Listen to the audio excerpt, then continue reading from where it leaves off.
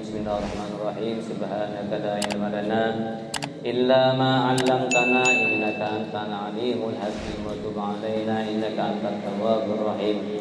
Allahumma 'allimna 'ilman min 'indika nasirun ilal ma'lum kama huwa min 'indika ya rabbal alamin. Allahumma fahimna fahman min 'indika nasirun ilal mafhum kama huwa min 'indika ya rabbal alamin. Allahumma anfa'na bima 'allamtana wa 'allimna ma yanfa'una warzuqna ilman yanfa'una. Bismillahirrahmanirrahim. Ulaika jazaohum, ulaika utawi mengkono-mengkono muttaqin iku jazaohum utawi balasani muttaqin iku maghfiratun ampunan mir rabbihim saking pengirani alladzina wa jannatun lan piro-piro surga tajri kang mengalir min tahtiha saking ngisori jannat dari bawahnya surga. Opo sing ngalir opo tajri painnya opo al anharu piro-piro sungai khalidina piro-piro kang langgeng tiha ing dalam jannat wa ni'ma ajrul amilina lan sebaik-baik pahala kadui piro-piro wong kang ngelakoni atau beramal, yaitu beramal baik. Di sini orang-orang yang disebutkan di atas kemarin yang sudah saya ceritakan ciri-ciri orang yang bertakwa, mereka itu jazaohum maghfirah. Mereka akan mendapatkan balasan berupa ampunan maghfirah. Jadi kalau umpama kita berbuat dosa tapi segera minta ampunan kepada Allah, maka balasan yang kita terima maghfirah, yaitu ampunan mir rabbihim, dari Tuhan kita, dari Tuhan mereka yang mereka orang-orang muttaqin itu. Kalau sudah mendapatkan maghfirah akan mendapatkan jannatun tajri, beberapa surga. Berarti surga itu tidak hanya satu jenis, tidak hanya satu macam, banyak surga.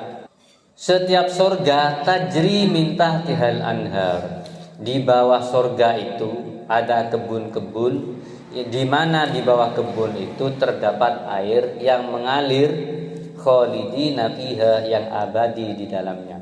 Coba kita bayangkan sekarang, bisa enggak orang hidup abadi? Kalau menurut pikiran secara logika kan tidak masuk akal orang hidup abadi ya.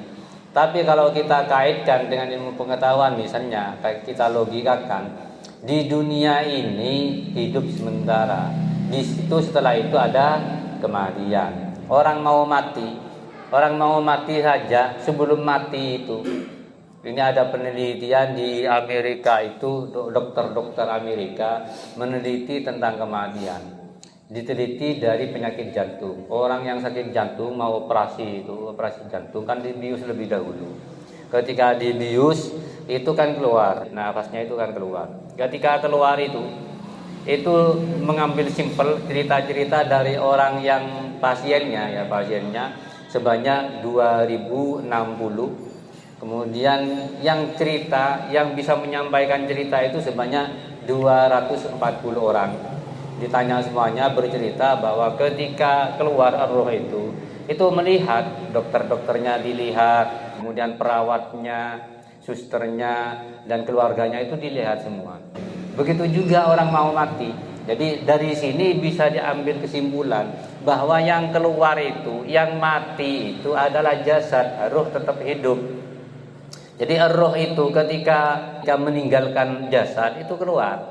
Ketika keluar itu melihat keluarganya yang tinggal itu, siapa yang nangis.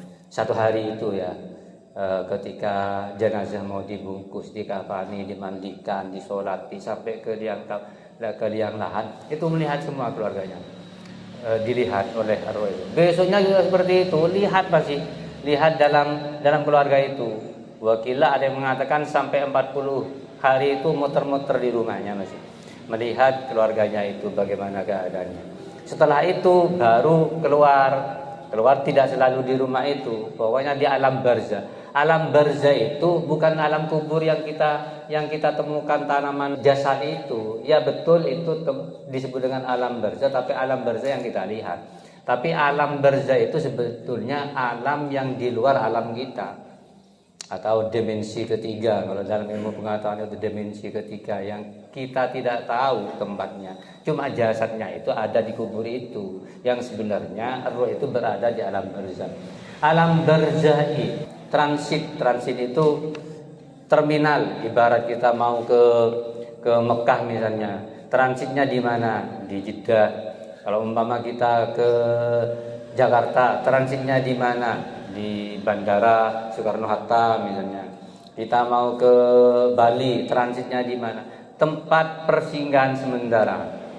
Jadi antara alam akhirat dengan alam dunia ini ada terminal, ada transit yang disebut dengan alam barzah. Di alam barzah inilah tempat roh. Sekali-kali roh ini akan melihat, datang ke tempat kita itu, melihat keluarganya. Oleh karena itu, ketika kalian berbuat baik, roh itu melihat, oh tang anak wak belajar, tang anak wak ngaji, tang anak wa yirita, tang anak wa adua, celep alimnya. Ada seseorang yang mimpi ketika ditinggal oleh orang tuanya, datang orang tuanya itu dalam mimpi. Kemudian dalam mimpi itu rebutan rasol itu. Ya seperti kadang kalau makan itu ya, rebutan kereman gitu ya, nang sebutu, arpuon coba aja makan sebelah. Rebuun datang tang ibu arbuun nase apa pola korang kere pola korang nase. Akhirnya suatu saat dia punya peninggalan ibunya, yaitu tegel sebidang tanah. Ternyata sebidang tanah itu dalam rapat keluarga itu mau disedekahkan di sebuah madrasah dan mau dibangun masjid dan madrasah di situ. Direlakan oleh keluarganya. Cak kalau tanah ning situ ngeri gempulin deki kalau ada dia pesena. Tinala situ ngerela sedekahkan tang ibu, sedekahkan saya berdalam kubur disedekahkan, diwakafkan, kemudian dibangun masjid, dibangun madrasah. Setelah selesai bersedekah itu mimpi lagi itu makan rasol itu ternyata ketidiin selain kalau ngabas meloloh itu. Yang asalnya rebutan kemudian makan rasol rong juga makan sendirian tenang gitu. Tenang. Malah setelah selesai itu dibagikan ke teman-temannya selain Al-Qur'an gini dalam mimpinya itu. Akhirnya sadar, konsultasi kepada kiai karena kebetulan ini bukan kiai, konsultasi akhirnya. Kiai abjin mimpi sekaento, pertama mimpi sekaento, kedua mimpi sekaento. Nah, apa maksud kaento? Ben cerita apa jom? Pas orang tuan anji mapan dalam kubur, apa senang dalam kubur ya. Mungkin badan kaulah sedekah nikah, bangun masjid, bangun madrasah lah. Jadi menunjukkan ben kere benar cukup ke ibu nela. Ibu benar cukup keremin sedekah ben searup tanah jadi ya. Jadi tak ngampung ke selain nah. Mun selain kita sedekahin kalau sedekahin nasi sepetok ya jadi lah keroyo bisa kanjaan lah. Kadang ya cukup berdoa melolo. Akhirnya yuk keroyoan bisa kanjaan. Bola melok kereman muslimin wal muslimat kan ya. Nah, seperti kita ini kan wailah jami'il muslimin wal muslimat ya akhirnya itu sudah dia keroyokan karena dibagi-bagi itu namanya muslimin wal muslimat. Tapi kalau kalian berdoa khusus kepada orang tuanya, jadi setelah muslimin wal muslimat mulai melokapi ahli kubur itu dikhususkan kepada apakah itu bapak, apakah itu ibu dikhususkan. Misalnya khususon bapak saya, Bapak Ahmad, mantar epereng terak kuburna. Dikirimi doa setiap hari ya. Di samping itu umpama punya makanan sesuai dengan kemampuan kalian. Kebetulan ada kiriman orang tuanya ngirim misalnya cecen, misalnya roti, kembulan ya sedekahkan tang bapak ngate cukup lah. Kebeda tak berapa, lebih bagus kebeda. Ya kena nih sekoni kena repolan nyaman dia. Ini sekoni sedekahkan bapak dia gini ya. Melemilok orang tuana. Khalidina bi, makanya ar-ruh itu terus tidak akan pernah mati sudah kalau ar-ruh sampai di surga nanti. khalidina fiha. Kemarin saya nerangkan bahwa satu hari indallah di sisi Allah itu sama dengan 1000 tahun yang ada di kita ini. Dalam surat Sajadah itu yaumin miqdaruhu alfasanatin mimma ta'udun. Jadi satu hari miqdaruhu alfasanatin mimma ta'udun, sama nilainya dengan 1000 tahun yang kamu hitung. Jadi 1000 tahun. Satu hari besok di akhirat itu sama dengan 1000 tahun. Itu kalau di surga gak terasa ya 1000 tahun itu. Satu harinya itu di dunia, satu harinya di akhirat itu sama nilainya dengan 1000 tahun di dunia ini. Padahal hidup di akhirat itu selama-lamanya, sudah tidak ada kematian lagi sudah. Karena kematian itu cuma satu kali ya. Jadi kita hidup ini mulai di alam perut, hidup kita itu kan ada 3 kali.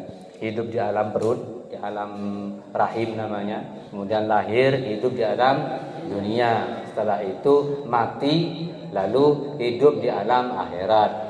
Ya, atau kalau mau dirinci lagi, hidup di alam barzakh, kemudian hidup di alam akhirat. Di alam akhirat itu nunggu setelah kiamatnya.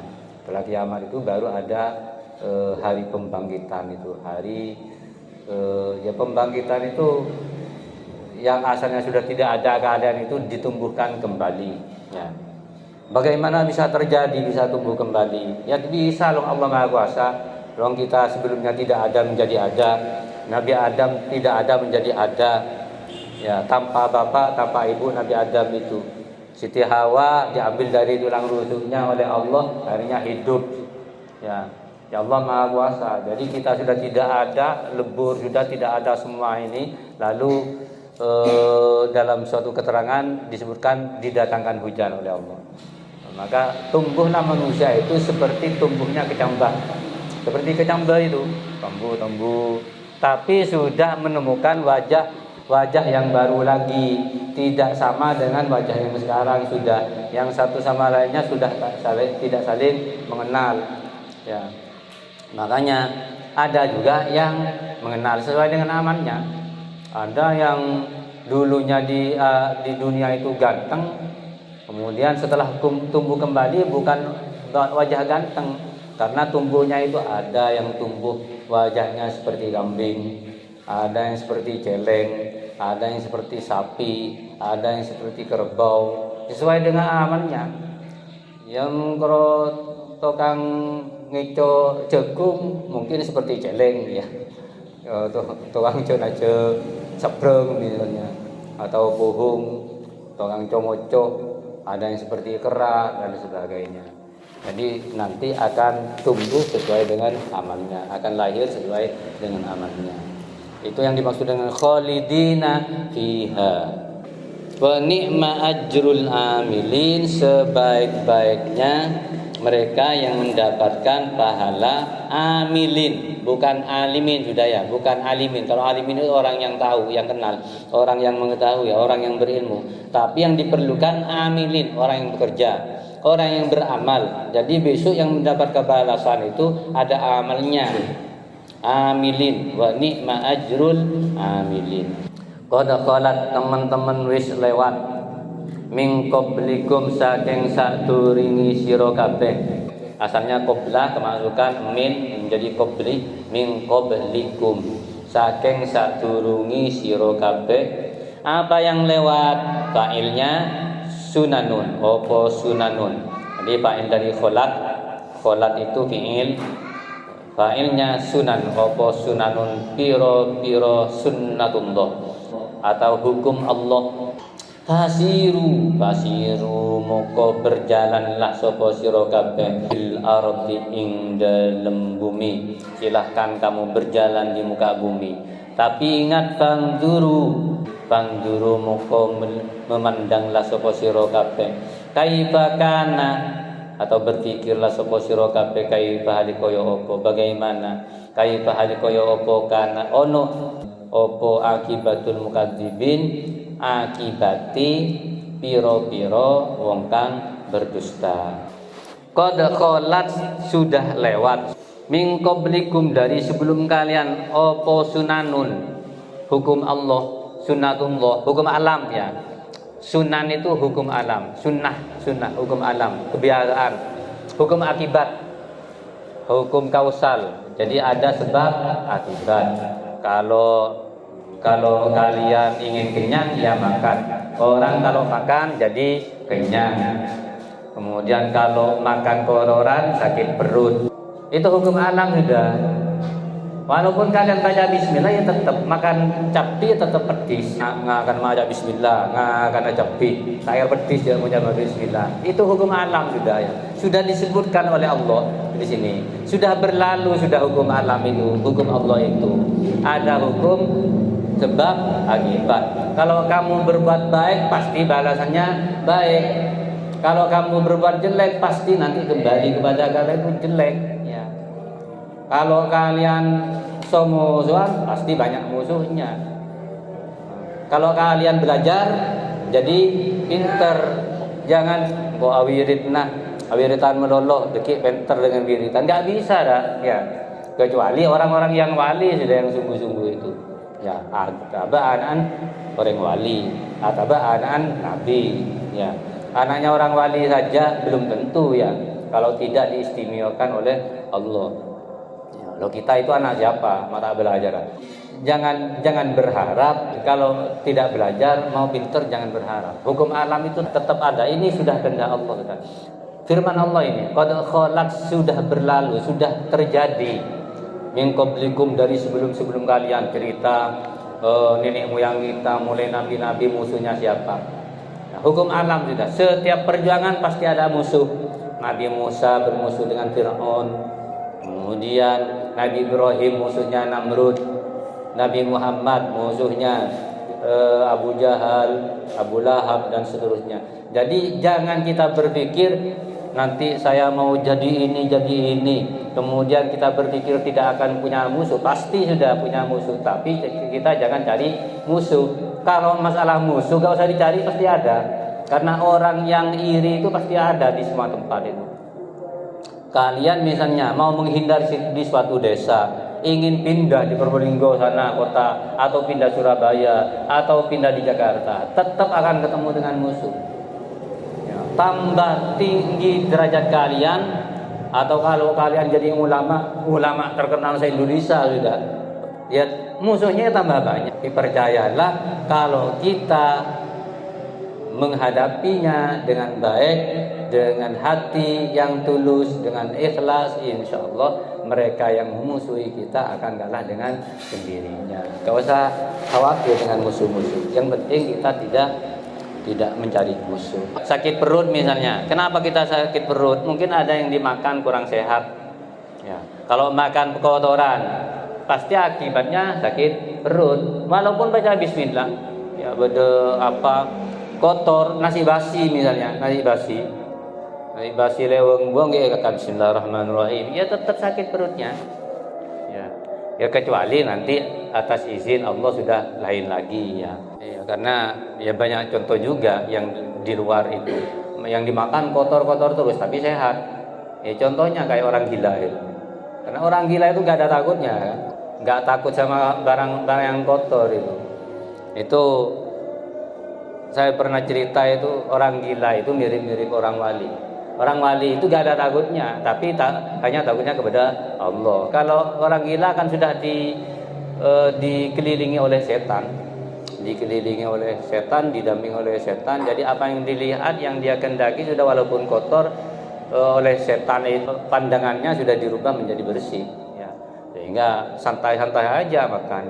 Kaifa kana akibatul mukadzibin, sadaqallahu alazim, wallahu alam bisawab. Rabbi famfa'na bi barakati